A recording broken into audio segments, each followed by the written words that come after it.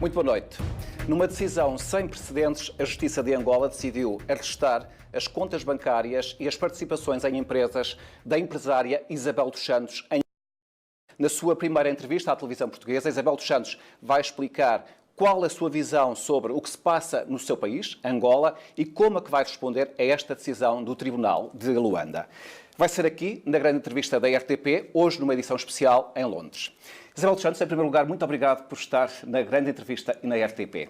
A minha primeira pergunta é o seguinte: o Tribunal Provincial de Luanda acredita que os seus negócios, da senhora, do seu marido e de um administrador das suas empresas, o português Mário Leite da Silva, lesaram o Estado angolano num valor extraordinário e que é o seguinte: 1.136.996.825 dólares e 56 cêntimos.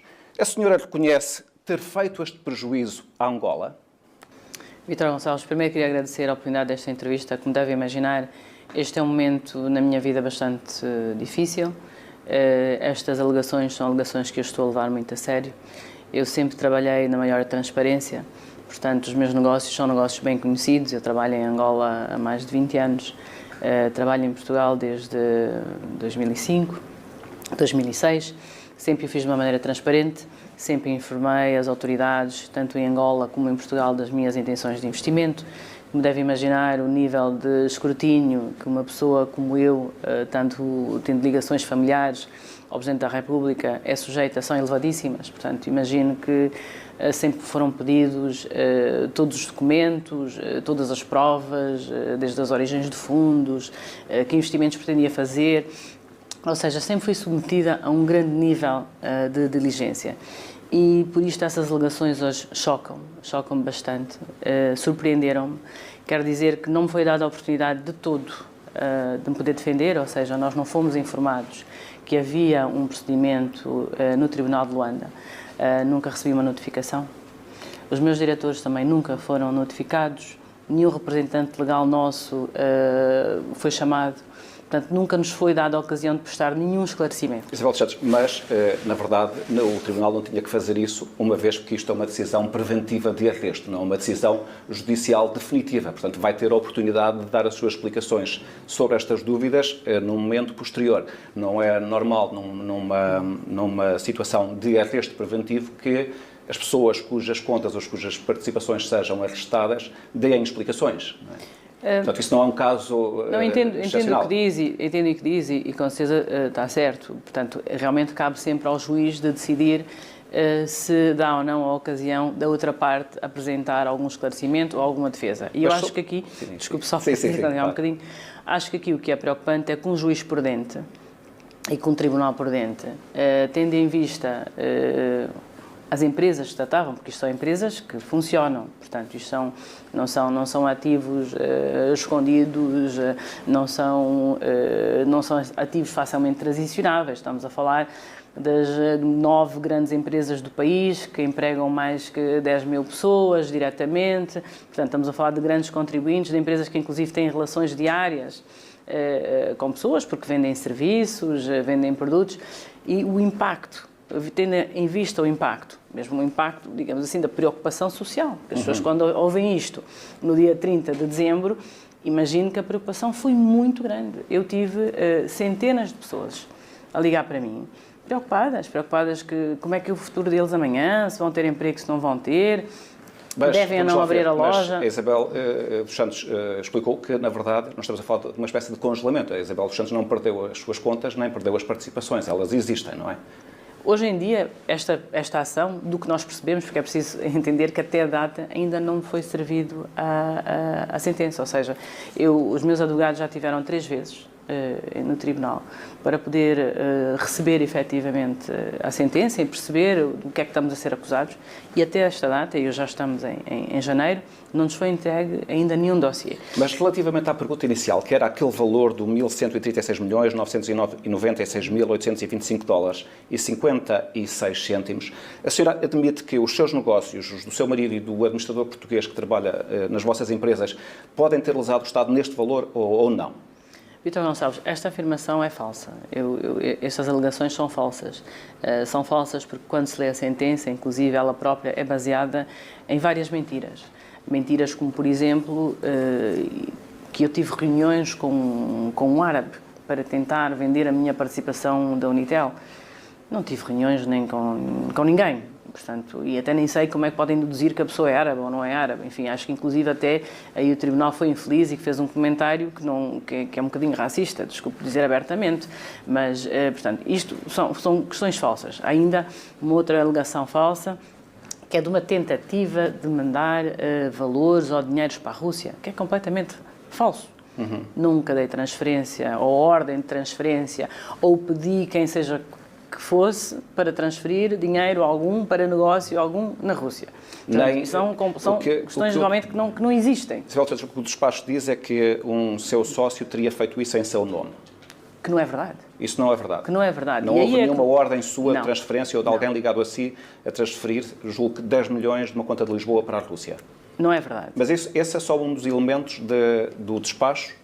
Há outros. Mas há outros. E há outros elementos também que não são verdadeiros. Mas temos de ir ver um a um. Por exemplo, basicamente a ideia geral do despacho, quem leu o despacho, é que a tese fundamental do Ministério Público de Angola é que através de duas empresas, a Sonangol, dos petróleos, e a Sodiam, dos diamantes, houve uma transferência para empresas suas e do seu marido, e vou citar, enormes quantias em moeda estrangeira para empresas no estrangeiro sem que houvesse o retorno convencionado. Portanto, esta é a ideia fundamental que leva a esta decisão. A senhora reconhece que isto aconteceu ou também é falso? Não aconteceu. Não aconteceu e é isto que me preocupa. O que me preocupa é efetivamente ter a PGR ou a Procuradoria a fazer representações em frente ao Tribunal baseadas em alegações que não aconteceram. Portanto, em relação às minhas parcerias que eu tive com o Estado, primeiro eu quero dizer que eu sou empresária. Sou empresária há vários anos, sou uma empresária séria que investi muito no meu país. Investi muito também em Portugal e nestes investimentos tenho algumas parcerias, fiz algumas parcerias em que o Estado participou. No entanto, eu acredito que como parceira do Estado, o benefício que eu gerei para o Estado, ou nos investimentos que apoiei para que o Estado participasse, foram benefícios positivos. Foram benefícios que trouxeram mais de 2 ou 3 mil milhões de retorno no seu todo para o Estado. Porque vejamos. Mas, por exemplo, não queria interromper o seu raciocínio, mas só para concretizar. Concretizar e tendo como fonte, de facto, este despacho, sentença do Tribunal Provincial de Luanda, onde todos estes pressupostos que levaram à decisão do Tribunal são apresentados. E um deles é o seguinte: o Tribunal aceitou como válida a ideia do Ministério Público de Angola de que a criação da sociedade Esperança, que tem uma participação de 33% na portuguesa Galp, foi constituída com um capital social de 193 milhões, integralmente subscrito pela Sonangol, e que a senhora ficou de devolver cerca de 75 milhões à Sonangol, relativo a 40% desta participação, e que não o fez. E eu pergunto se não o fez e porquê é que não o fez nos termos convencionados. Portanto, eu gostava de fazer aqui um bocadinho histórico e dar um enquadramento realmente do investimento da Galp. O investimento na Galp em Portugal é um investimento antigo e bastante conhecido. É um investimento que aconteceu em 2005, 2006. Na altura surge do relacionamento entre o Sr. Américo Amorim e os acionistas do Banco BIC. Portanto, eu e o Sr. Américo Amorim somos acionistas do Banco BIC. Ainda me lembro que foi após uma Assembleia Geral de Acionistas em 2005 que nós vamos almoçar. Vamos almoçar à Ilha do Mossul. O Sr. Américo Amorim está presente, estão presentes também alguns familiares seus, no meu caso também estão presentes o meu esposo. E efetivamente surge esta ideia, esta conversa de que, para além do BIC, que já tínhamos conseguido construir e que era uma ponte muito importante entre Portugal e Angola, portanto, uma ponte que poderia ajudar a fazer crescer o negócio de empresas portuguesas em Angola, mas também ajudar a fazer crescer o negócio de empresas angolanas em Portugal, ou seja, realmente termos uma ligação, conseguimos uma ligação empresarial, digamos assim, uma ligação entre as economias dos nossos países, porque até a data, estamos a falar em 2005, portanto, são 3 anos depois da guerra. E até aquela data as ligações eram mais ligações políticas. Mas não havia negócios em comum, não é? Havia muito poucos ou pouco relevantes. O Sr. Américo Amorim era, sem fez dúvida, essa proposta de fazer um dos mais respeitados e um dos mais conceituados homens do negócio em Portugal. E ele sempre teve essa visão, aliás, era já um projeto antigo que ele já tinha tentado no passado, acredito via Petrogal, porque foi isso que ele explicou, tentar efetivamente investir na Galp. E faz esta proposta ao meu esposo, enfim, de fazermos um investimento na Galp. E fica convencionado que haveria um grupo, um consórcio, um joint consortium privado, portanto, que nesta altura é completamente privado, sem participação da Sonangol. Mas depois entra a Sonangol neste negócio. Portanto, sem participação da Sonangol, que faria que desenvolveria o negócio. Neste âmbito, este grupo, portanto, há trabalhos que são feitos, este grupo de investidores conversa com os bancos para poder alavancar um financiamento. A operação total eram cerca de 1,3 mil milhões de euros, que era muito dinheiro. O equity, ou seja, a contribuição que era necessária por parte dos investidores seria 420 milhões. Naquela altura, portanto, é convencionado uma divisão entre o Grupo Amorim e os investidores privados angolanos, portanto, para partilha. E, efetivamente, só mais tarde, alguns meses mais tarde, depois do negócio estar efetivamente pensado, montado, negociado, há uma conversa e há um interesse do Grupo Sonangol, que também quer fazer parte deste negócio. Também quer fazer parte deste negócio. Mas a questão fundamental que o Ministério coloca é esta. Sim. A Sonangol acaba por entrar com o dinheiro. Correto. E é convencionado. E é convencionado que a Isabel dos Santos e o seu marido terão que... Não é a Isabel dos Santos e o seu marido, é a empresa Exem. A empresa Exem. Constituída por votos. É uma empresa Exem, que é convencionado que a empresa Exem, a empresa Sonangol... Devolverá 40% desse investimento feito pela Sonangol. Portanto, são assinados acordos. Que corresponderá a 75 milhões. São assinados acordos e todos os acordos são cumpridos. Portanto, mesmo este valor, o Ministério Público diz que esses 75 milhões de euros... Não, se ler, ele diz que há tentativa de pagamento. Não, diz que há uma tentativa de pagamento através de Kwanzas e que depois, que é aliás aceito por si quando era Presidente da Sonangol, mas que depois a Sonangol, o novo Presidente, não aceita porque não era isso que estava convencionado. Portanto, a minha pergunta é esta. Está, do seu ponto de vista, este dinheiro em falta ou não está? Estes 75 milhões de euros. Para voltar à questão do acordo, portanto, são convencionados acordos, esses acordos são legais, são acordos que são escrutinados, como devem imaginar, entre advogados, bancos, reguladores, portanto, os acordos são acordos legais e legítimos, que são feitos em base da lei, em base da lei, e os acordos são cumpridos. A Sonangol recebe o pagamento em outubro, e faz a devolução, portanto, em outubro de 2000... Só para os espectadores perceberem, porque neste momento podem ficar confusos. Há um determinado momento em que a sua empresa decide fazer este pagamento, mas falo em kwanzas e não em euros. E a Sonangol não vai aceitar isso mais tarde. Gostava de voltar e perceber que, separar um bocadinho, digamos assim, os temas. Na altura, portanto, em que a Sonangol, e este é um pedido que vem da Sonangol, faz de um pagamento antecipado, o pedido é gerado a nível da Comissão Executiva da Sonangol.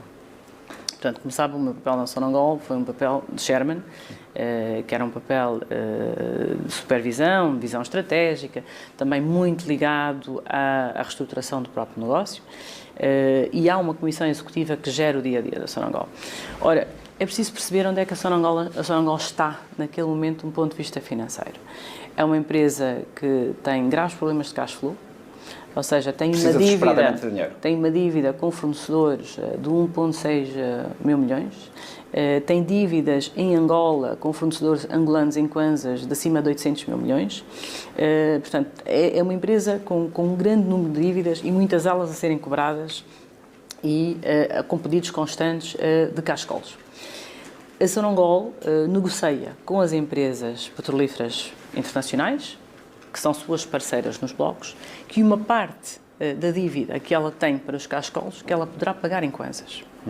E assim sendo, a Sonangol começa efetivamente a negociar com várias empresas sobre os quais tinha crédito, pagamentos antecipados. E é nesse âmbito da negociação dos pagamentos antecipados que a Comissão Executiva aceita o pagamento em kwanzas. Solicita e aceita como uma antecipação. Portanto, o pagamento é efetuado, ele é registado. O pagamento, Isabel, só para perceber, estava à volta deste valor? Era à volta deste valor ou era mais baixo? O pagamento foi feito ao câmbio do dia. Portanto, a lei angolana, no código Mas procurava chegar a este valor, era esta a minha os valores estavam corretos, não há disputa em relação aos valores, não é?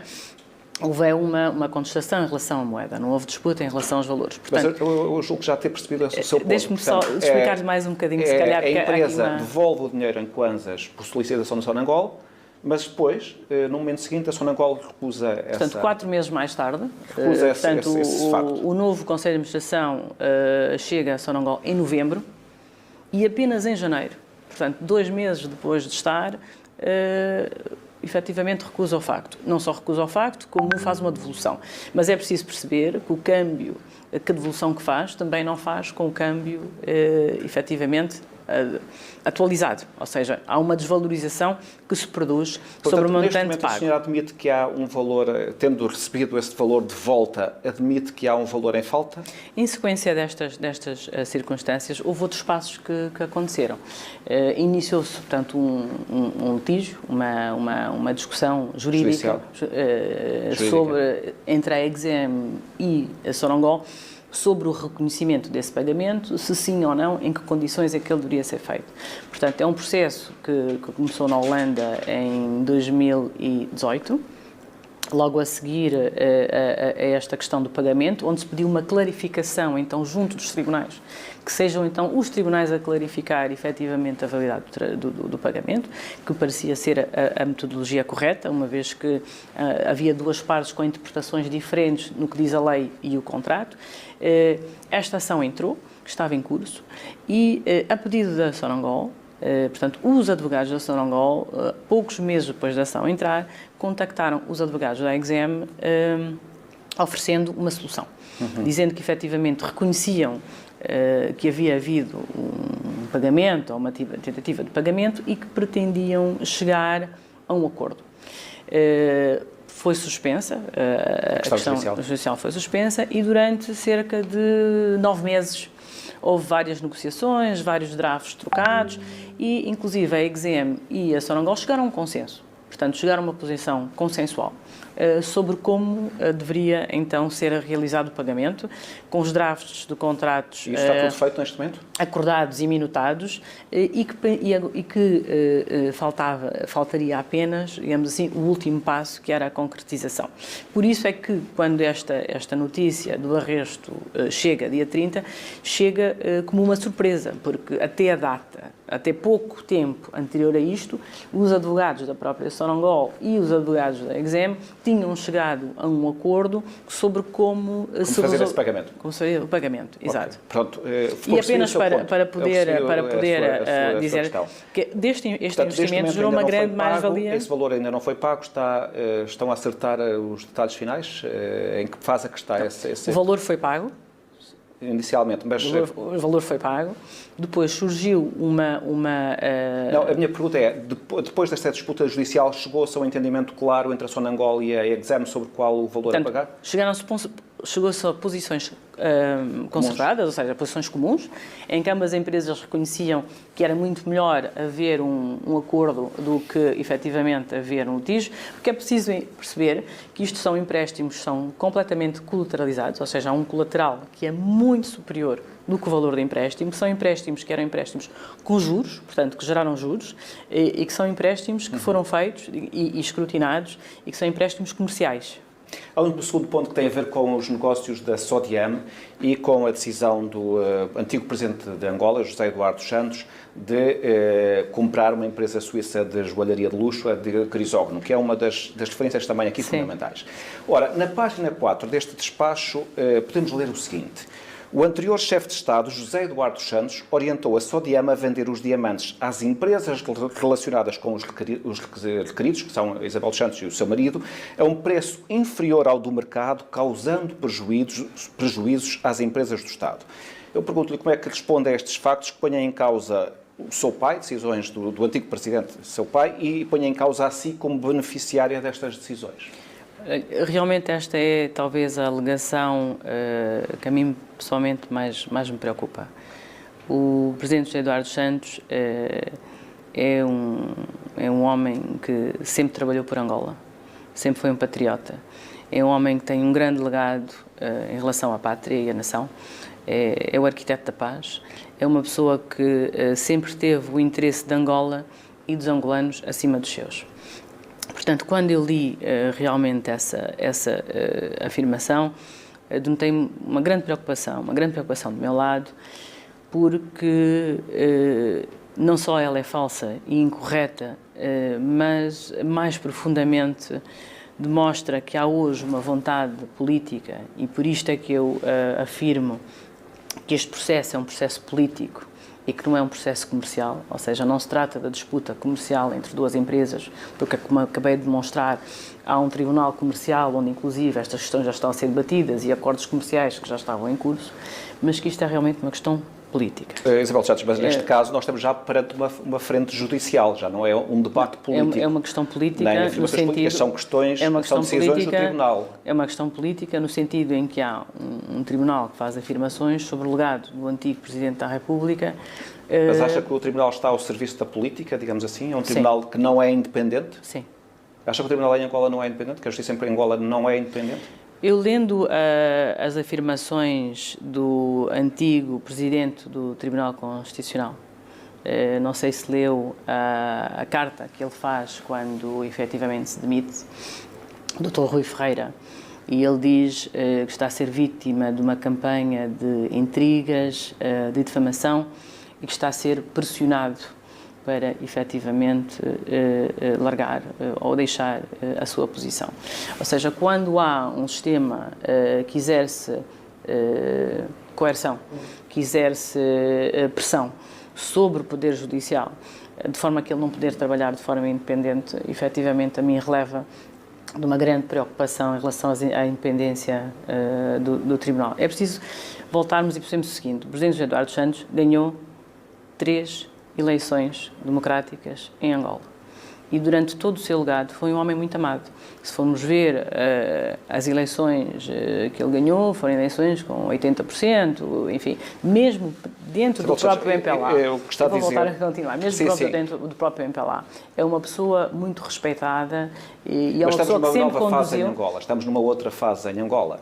E mesmo o facto dos líderes políticos poderem ser amados não significa que não possam cometer erros durante o seu exercício, sobretudo quando se está no poder durante 38 anos, como foi o caso. Mas neste caso dos negócios da Sotiama e Isabel dos Santos, são referidos vários valores, nomeadamente dito que na compra desta empresa suíça, o Estado injetou 140 milhões de dólares nessa empresa e na Vitória Holding, que era uma empresa gerida também por si e por seu marido, e que o Ministério Público diz não entender como é que a Sociedade de Diamantes de Angola entra neste negócio, não recebe qualquer dividendo, nem tem qualquer poder na gestão.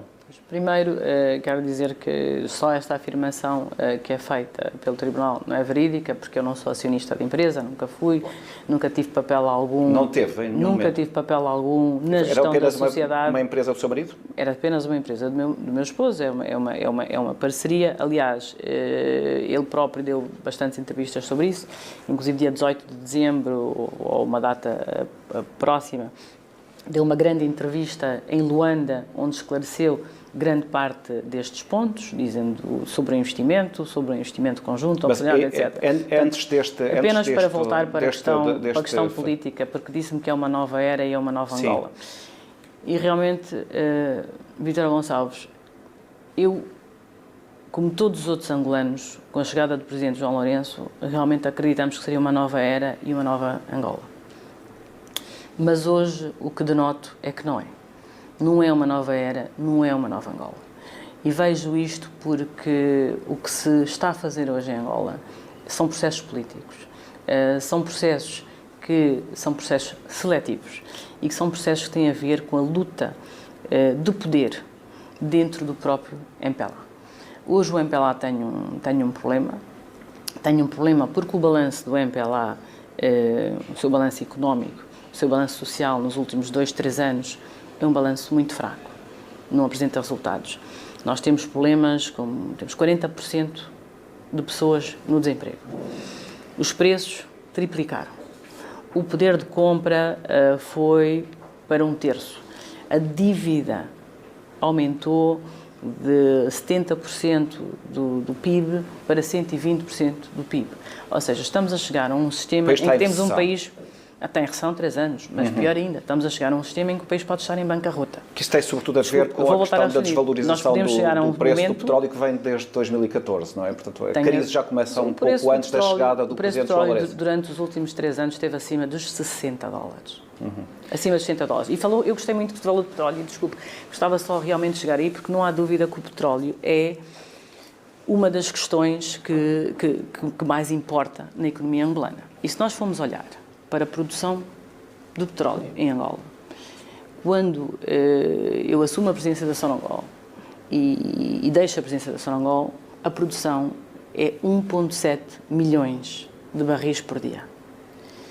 O presidente João Lourenço decide retirar a minha equipa, decide demitir-me da posição do presidente do Conselho de Administração da Sonangol e coloca na Sonangol a mesma equipa que tinha causado a falência da Sonangol e que tinha causado os graves problemas económicos da Sonangol.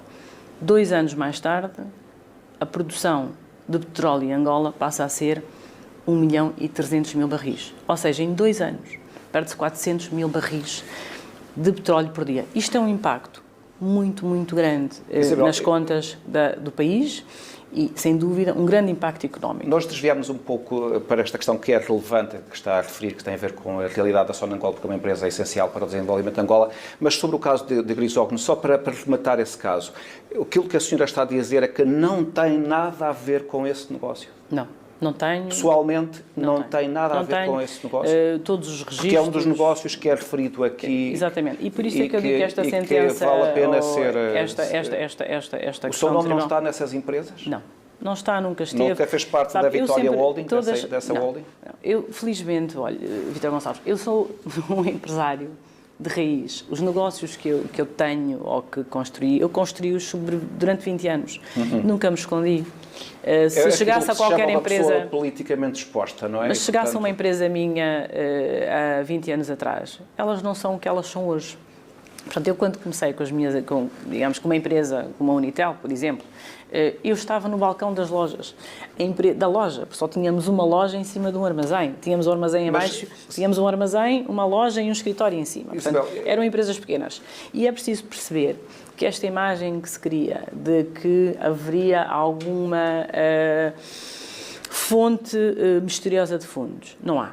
Não há fonte misteriosa de fundos. Nós trabalhamos de uma maneira muito transparente. A empresa começou pequena, muito pequena. Está a falar da Unitel? Não, estou a falar da Unitel, em concreto, mas posso falar, por exemplo, da ZAP, que será a mesma situação. Para nos organizarmos, são empresas que começaram... Para o público que está a ver, porque provavelmente não domina todo este universo. Mas está-me a perguntar em relação à minha postura nas empresas. A minha postura nas empresas é sempre transparente. De Grisógono, e aquilo que me está a dizer é que todas as alegações que aparecem neste despacho de sentença do Tribunal não são verdadeiras, porque a senhora não tem nada a ver com nenhuma dessas empresas. Esses factos são demonstráveis. O que estou a dizer é que não tem a ver com a empresa de Grisógono. Foi o que eu disse. E que estou a dizer que a minha postura nos negócios sempre foi uma postura de transparência. Todas as empresas onde eu participo, eu estou fisicamente, recruto as equipas, participo na operação. Porque eu queria perguntar-lhe, se tendo em conta que as referências que são feitas aqui, nomeadamente às decisões do anterior Presidente da República, que sugerem que houve um favorecimento dos seus familiares e, ao mesmo tempo, uma desvalorização da empresa nacional de diamantes, se não receava que isso possa dar origem a processos criminais?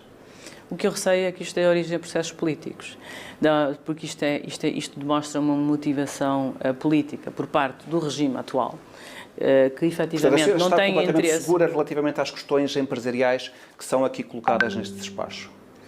Como disse, tem provas para demonstrar isto em tribunal, que as referências que estão aqui relativamente à propriedade de algumas dessas empresas não estão corretas? Sim, isso sem dúvida, porque nem poderia estar consigo e afirmar ao contrário. A minha postura no mundo empresarial sempre foi transparência, aliás, sempre colaborei com as autoridades, sempre foram pedidas muitas informações, seja na CVM, seja no Banco de Portugal, portanto, sempre fui transparente em relação em que negócio estou e que negócios faço. E continuarei a ser. Portanto, não tenho problema algum em dizer em que empresas estou ou em que empresas não estou. Para além de ser a empresária, a filha do anterior Presidente falou com o anterior Presidente, com o seu pai, sobre este caso. Como é que ele viu estas referências que aparecem aqui? Conforme eu lhe digo, há aqui um grande problema. Todos nós em Angola esperávamos que realmente... Porque a questão da corrupção em Angola é um problema. É um problema. É um problema. E não é um problema de hoje, portanto, é um problema que existe. Sim, não é um problema de hoje. É um problema que existe, é um problema que é reconhecido. Aliás, este problema é até reconhecido também pelo próprio MPLA, pelo partido. Por instituições internacionais, que há muito falas em referência a isso. Pelo Presidente José Eduardo Santos, que inicia também uma campanha de combate à corrupção, ainda antes do Presidente João Lourenço. Ou seja, a preocupação de, efetivamente, de haver desvios ou de haver contratos que sejam lesivos ou mal feitos, é uma preocupação antiga. E voltando a este tema, em Angola, se nós formos olhar, a corrupção muitas vezes esteve ligada ao investimento público. Ou seja, se olharmos para 2002, o investimento público é cerca de 1.000 milhões de euros, um bocadinho mais acima de 1.000 milhões de euros. Em 2002. Em 2015, salvo o erro, ele é 10 vezes mais do que isso, 15 mil milhões. Ou seja, houve um boom de contratos, contratos para obras, houve obras que foram atribuídas, às vezes, à pressa, se calhar sem o necessário rigor do controle dos procedimentos, da sua qualidade, da sua fiscalização. Houve parcerias que foram feitas de empresas de construção civil com pessoas influentes no aparelho do governo. Agora, denote que não está aí nenhuma empresa de construção civil, porque eu, efetivamente, não fiz parte destas obras, não tenho nada a ver com esta questão. Portanto, isto é o primeiro grande foco da corrupção. E o segundo grande foco da corrupção, que se fala muito e que se evidencia, foram os negócios internos da própria Sonangol. Portanto, uma das razões pelas quais eu vou para Sonangol, para além de reestruturar, efetivamente, a empresa, é também para ajudar a identificar o que é que estava a passar dentro da Sonangol. Porque é que uma empresa porque é que uma empresa que tinha no auge, vemos, em 2000 a empresa produz 600 mil barris dia. Em 2012 a empresa está a produzir 1,8 milhões de barris dia. Ou seja, uma empresa explosiva, que está a crescer imenso, que está a ter imenso rendimento. Então, como é que é possível que em 2016 ela tem quase 20 mil milhões de dívida? A senhora acha que isso tem a ver com a corrupção generalizada que se viveu na empresa durante esse período? Não há dúvidas que havia problemas gravíssimos dentro da Sonangol. Aliás, esta é uma das missões para a qual que me é confiada. Portanto, o Ministro das Finanças tem preocupações graves em relação ao que se passa na Sonangol, porque a Sonangol perde a capacidade de fazer pagamentos da concessionária em 2015. Ao Ministério das Finanças. O Presidente da República percebe que há efetivamente problemas também com a sociedade, pede ao antigo PCA, Francisco de Lemos, as contas, um diagnóstico, que não lhe são apresentados. Portanto, há aqui, é importante relevar, há aqui uma questão que, se realmente o interesse de combater a corrupção não fosse seletivo e não fosse político, o Presidente João Lourenço teria, sem dúvida, logo desde o início do seu mandato, olhado para estas duas questões, que são questões fundamentais. A questão dos desvios no investimento público ligado às obras públicas e a questão da própria... E da sua opinião, não fez por alguma razão? Olha, eu pessoalmente fiquei muito surpresa que as pessoas que vieram substituir o meu Conselho de Administração são as mesmas pessoas que contribuíram para o desaire da Sonangol e contribuíram para a falência da Sonangol. Disse que a Isabel dos Santos teria documentos que poderiam envolver a campanha para a eleição do Presidente João Lourenço e que poderiam sugerir alguns elementos de corrupção. Isso é verdade ou não? Tem alguma informação que possa comprometer? Eu não falo com o Jornal Expresso. O Jornal Expresso é um jornal que vou explicar um bocadinho a motivação do Jornal Expresso um bocadinho mais à frente. Portanto, qualquer coisa que seja dito pelo Jornal Expresso não será, sem dúvida, a senhora tem alguma informação que possa comprometer o Presidente João Lourenço? A questão que é preciso focar é a seguinte: se nós quisermos efetivamente, lutar contra a corrupção em Angola, devemos olhar para onde ela está.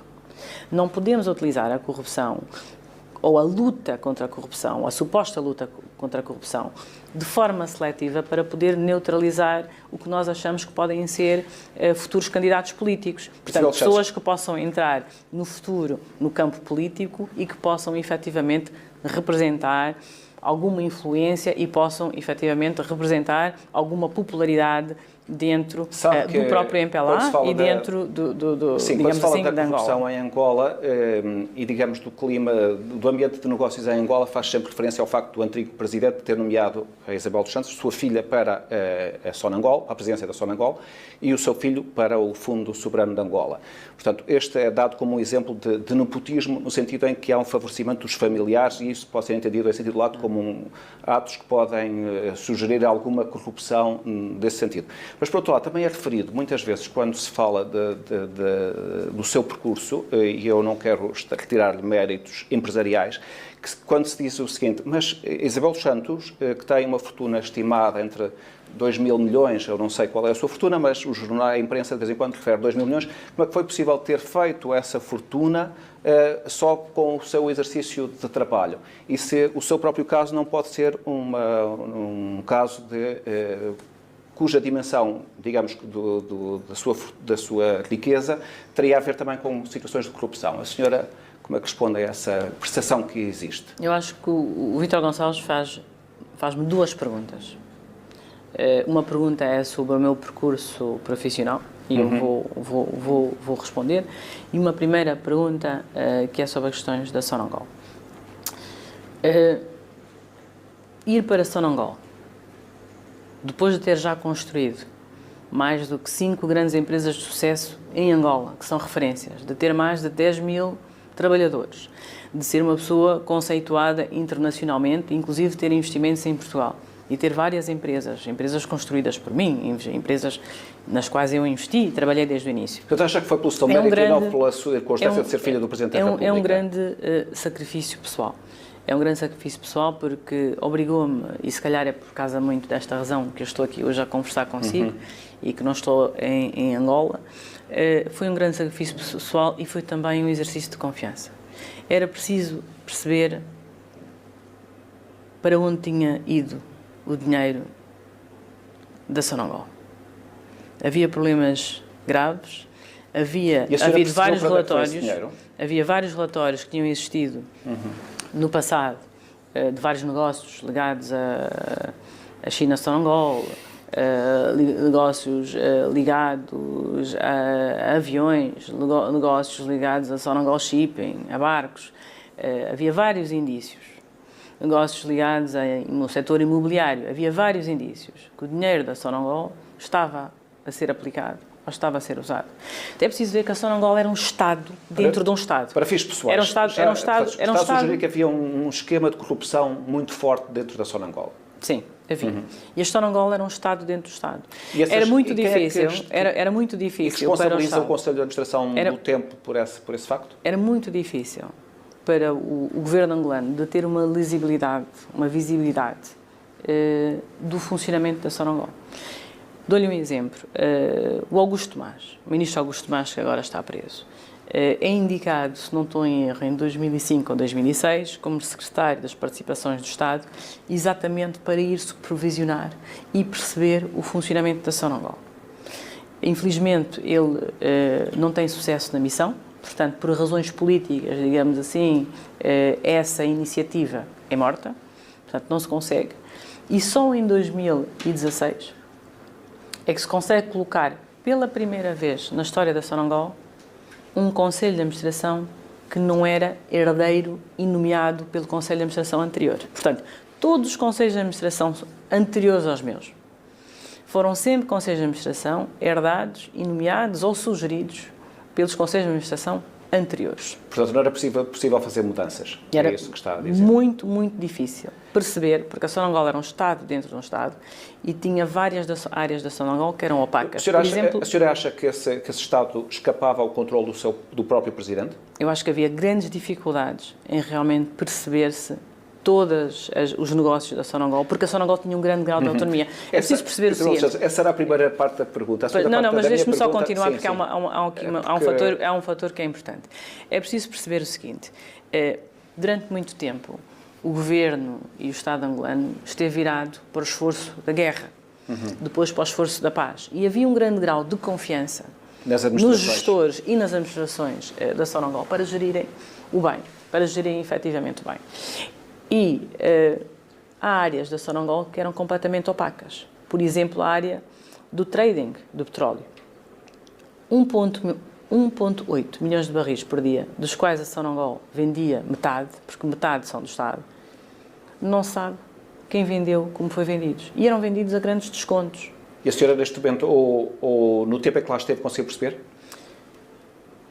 No dia 8 de novembro de 2016, eu tomo a decisão de demitir uma funcionária da Sonangol que tinha estado sob a investigação nossa e que era diretora da Sonangol Londres, portanto, do escritório da Sonangol Londres, que é o escritório da Sonangol que é responsável pelo trading do petróleo. E eu tomo a decisão de exonerar essa pessoa. E porquê é que eu tomo essa decisão? Porque desde a minha chegada a Sonangol, durante vários meses, várias tentativas, de perceber e de ser transparente o esquema de venda de petróleo. A senhora chama-se Sandra Júlio e é diretora da Sonangol Londres. Portanto, este esquema de venda de petróleo era uma área de negócio da Sonangol que escapava. Imagine, nós estávamos a fazer o projeto de reestruturação da Sonangol, estávamos a fazer um projeto de reestruturação e conseguimos melhorias em todas as áreas.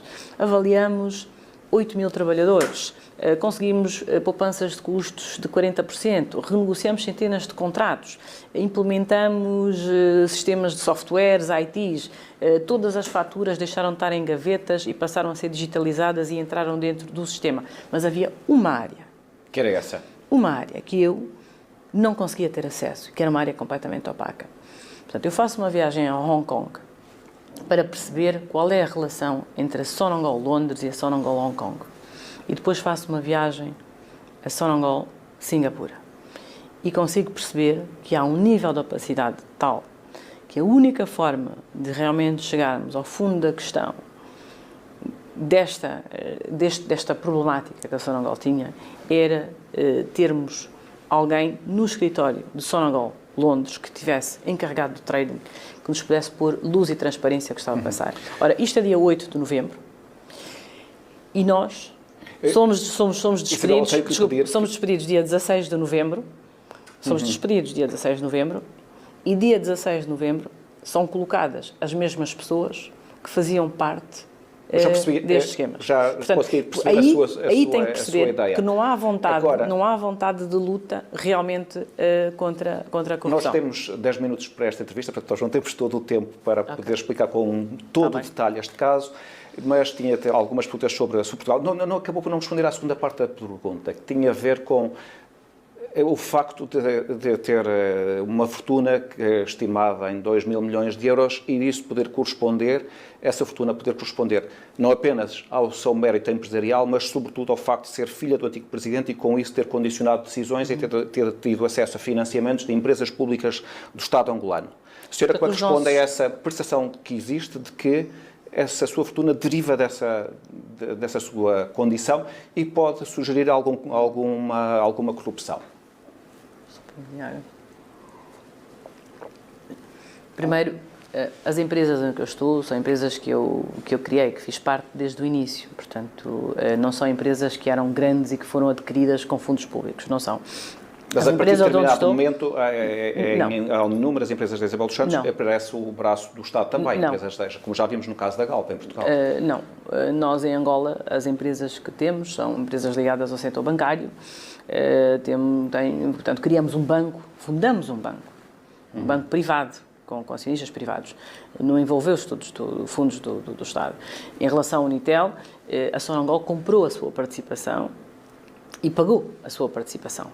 Portanto, pagou 25% e nunca pagou mais nada. Não houve um só dólar ou kwanza ou euro investido da Sonangol para além da compra da sua participação inicial dos 25%. Não houve mais dinheiro algum. Inúmeras empresas criamos, que sejam os supermercados que começaram de raiz, com um projeto feito inicialmente com o Grupo Sonai. Foram projetos de raiz, foram projetos que foram construídos. Hoje eles podem estar estimados nesse valor, mas eles estão estimados, o que está a estimar é a obra que está construída. Portanto, o que está a estimar é efetivamente o que está feito. E o que está feito não está feito com dinheiro público nem com dinheiro do Estado. Nós temos muitos financiamentos bancários, trabalhamos com bancos privados, temos centenas de milhões equivalente em dólares na banca, levantados na banca comercial. E pagamos juros, são operações que vivem e que trabalham todos os dias. Isabel dos Santos, gostava também de escutar sobre as suas participações nas empresas portuguesas. Tem participações na Galp, na NOS, na EFASEC, no Aerobic. Acha que este caso que está agora a acontecer em Luanda, com este arresto, pode criar uma reputação, pode prejudicar a sua reputação nestas empresas e, em última análise, poder prejudicar estas empresas que eu acabei de fazer referência? Há uma campanha concertada e paga que está agora a decorrer em Portugal e não só. Portanto, eu tive conhecimento que há uma campanha que foi contratada, que há inclusive jornalistas de um grupo chamado ICIJ, Investigative Journalists, que há jornalistas da Wikileaks, etc., que foram contactados. E tenho aqui alguns elementos que gostava de partilhar consigo. Há uma empresa chamada Squire Patent Box, que é contratada, dei-lhe aqui a cópia, pelo escritório do Sr. Presidente da República de Angola. Portanto, há aqui a assinatura do Vítor Lima, está aqui, efetivamente, a empresa que foi contratada, que é uma empresa de lobby e uma empresa de advogados. Esta empresa subcontrata uma empresa chamada Herme Capital. Esta empresa Herme Capital é sediada em Malta. Portanto, a empresa Herme Capital, vou-lhe continuar a dar, tenho aqui a prova que pertence a portugueses, ao Sr. Pedro Pinto Ferreira e Maria Lacerda Mega. Portanto, a olhar para quem são estas pessoas estão ligadas ao Sr. Carlos Pinto Ferreira, que é da Domínio Capital. Portanto, agora diga-me, porquê é que uma empresa é contratada nos Estados Unidos pela presidência de Angola para fazer lobby nos Estados Unidos e subcontrata uma empresa em Malta ligada a 3 cidadãos portugueses que são conhecidos como testas de ferro do engenheiro Manuel Vicente? Portanto, tem aqui o Sr. Carlos Pinto Ferreira, da Domínio Capital, e que trabalham em Portugal com a Newshold e com o Grupo Empresa nesta campanha. Portanto, é preciso perceber que há aqui uma ligação entre o engenheiro Manuel Vicente e o Presidente João Lourenço. E esta ligação está aqui demonstrada, que tem aqui um contrato, que é um contrato que acho que são cerca de 4 milhões de dólares. 4 milhões de dólares que são pagos pela presidência de Angola a uma empresa nos Estados Unidos, que depois paga a uma empresa que tem ligações ao engenheiro Manuel Vicente. Portanto, isto aqui, nada disto é inocente. Por isso é que eu digo, isto é uma campanha política. Estas sentenças em tribunal, ou querer fazer parecer que eu sou o foco da corrupção em Angola, não é nada mais do que uma tentativa política de neutralizar, efetivamente, a minha pessoa, como um possível opositor político, porque há vozes em Angola que acreditam plenamente que eu um dia possa fazer política. Não temos dúvida disso. Há cerca de um ano, há menos de um ano, entrevistei o Presidente João Lourenço e coloquei-lhe essa pergunta, se haveria aqui uma perseguição aos familiares do antigo Presidente José Eduardo dos Santos. E o que ele respondeu foi que se a Isabel dos Santos tem um problema judicial e foi afastado da Sonangol. Se o seu meio-irmão José Filomeno dos Santos foi afastado do Fundo Soberano e está neste momento a ser julgado, é porque ocupavam posições de poder no aparelho de poder, ocupavam posições relevantes. Não era a sua condição de filhos que estava aqui em causa, nem era isso que motivava a presidência, mas era o facto de ocuparem posições de poder e cujas decisões poderiam ser,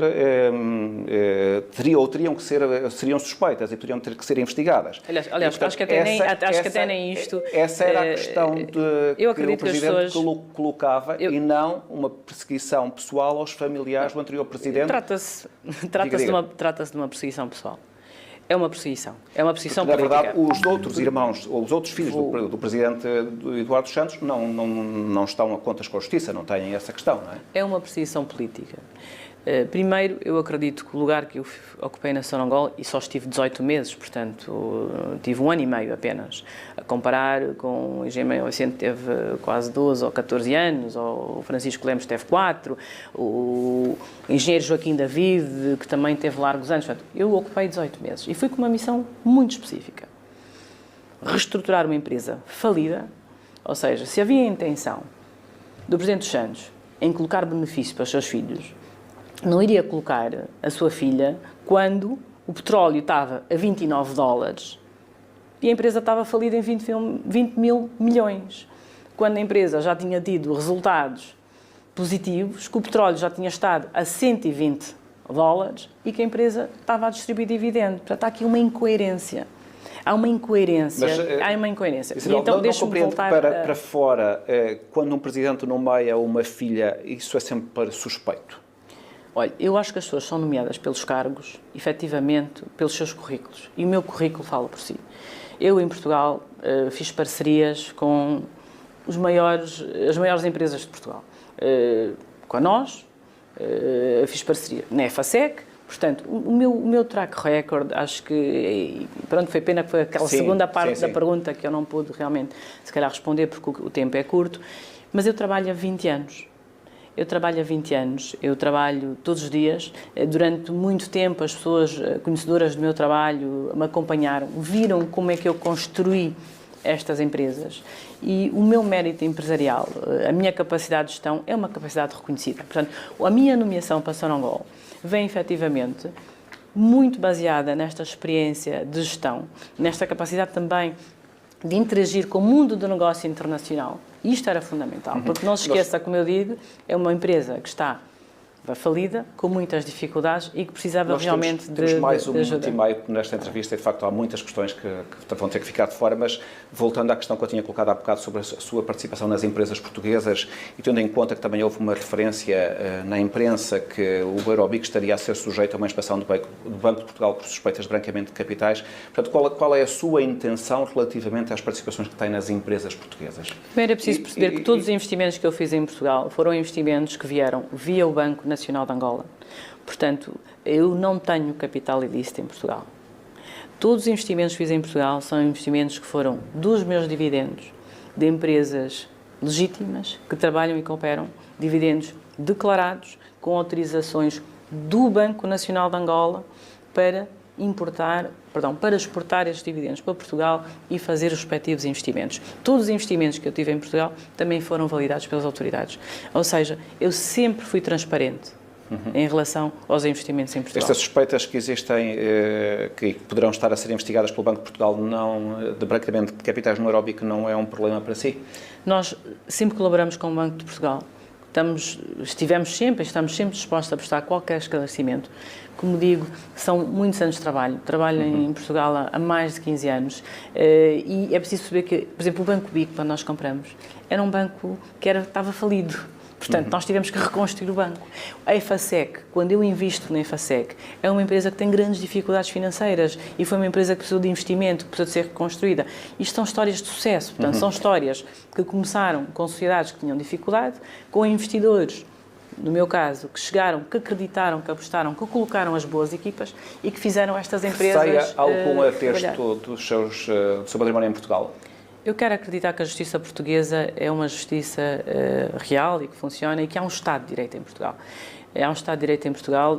Acredito que a justiça portuguesa antes sempre nos dar a ocasião de apresentar os nossos factos, apresentar os nossos esclarecimentos e que é uma justiça prudente. E, sobretudo, que é um Estado democrático. Uma última pergunta. Isabel dos Santos já fez referência aqui ao facto de que a suspeita de que há uma campanha contra si a partir de Angola para evitar que seja candidata presidencial. Tem alguma ambição dessa natureza? Olha, o meu pai deixou um grande legado político em Angola. É um legado que eu e muitos angolanos gostaríamos de ver respeitado. achamos que é muito importante. Eu tenho um grande sentido de dever em relação a Angola, é a minha pátria, é o país que eu amo, é o país onde eu investi 90% da minha vida e 90% do meu capital. Portanto, como pode ver, as minhas empresas estão em Angola, os meus bens estão em Angola, os meus trabalhadores estão em Angola. Então a resposta à minha pergunta é? Eu farei tudo o que eu terei que fazer para defender e prestar os serviços à minha terra, ao meu país, Incluindo poder Angola. vir a ser candidata presidencial em determinado momento. É possível. Isabel dos Santos, muito obrigado por ter vindo à grande entrevista, por ter aceitado responder a estas questões. De facto, este é um tema complexo que deixa de fora muitos outros elementos que poderíamos conversar, poderá ficar para uma próxima oportunidade. Agora, Vítor Gonçalves, eu é que agradeço agora pelo que a tempo. Isabel dos Santos está mais disponível também para Eu dar agradeço pelo tempo e esclarecimentos. pela sua simpatia por realmente ter estado aqui comigo hoje. Muito obrigada. Obrigada a todos. Foi a grande entrevista. A grande entrevista pode ser vista na RTP3, na RTP1 e na RTP